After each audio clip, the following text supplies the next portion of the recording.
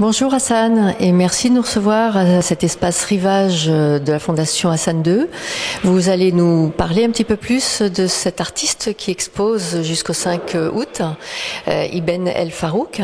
Dites-nous un peu plus sur cet artiste. Alors Ibn El Farouk, c'est un artiste marocain qui est résident à l'étranger, enfin en France particulièrement.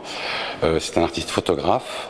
Il est né en 1964. Il a fait des études de philosophie et il a par la suite dédié sa vie à la photographie et à la recherche de l'abstraction dans le processus photographique. Mais je vois qu'il aime la couleur, visiblement. Il a un mélange de rouge, de bleu. Ça se tient quand même assez coloré.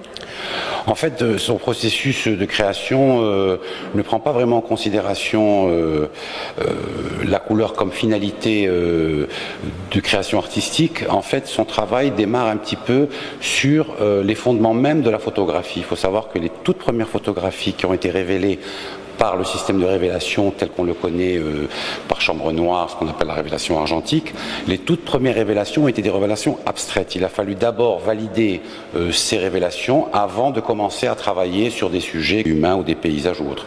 Donc lui, ce qui l'intéresse en fait, c'est de continuer, de tirer sur le fil de cette abstraction qui était le tout début de la photographie, donc on va dire de la photographie dans le sens étymologique du terme, c'est-à-dire le dessin par la lumière.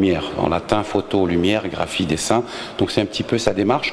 La couleur, pour en revenir à votre question plus précisément, ça n'est qu'un dégât collatéral, on va dire. Mais bon, c'est un dégât bienvenu. Oui, tout à fait. Ça n'est pas une première pour lui, une exposition au Maroc et à Rabat. Est-ce que c'est une première? Alors, à Rabat, non, c'est pas une première. Il a eu une exposition collective dans une galerie commerciale. Il avait eu à Casablanca, dans une galerie dont je défends les intérêts, une exposition individuelle qui s'intitulait d'ailleurs Oxymore en 2016.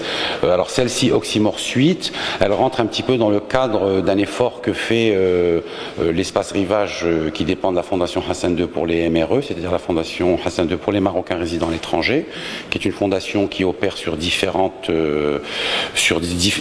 vecteurs, mais il y a maintenant cette salle qui est au sein même de la Fondation, qui est mise à la disposition des artistes marocains résidant à l'étranger, et dans le cadre de Ibn El Farouk, c'est intéressant parce que ça lui permet d'avoir une visibilité auprès d'un autre public, puisqu'il y a toute une communication qui se fait auprès des MRE dans leur processus de retour en vacances pour le mois de juillet, pour le mois d'août.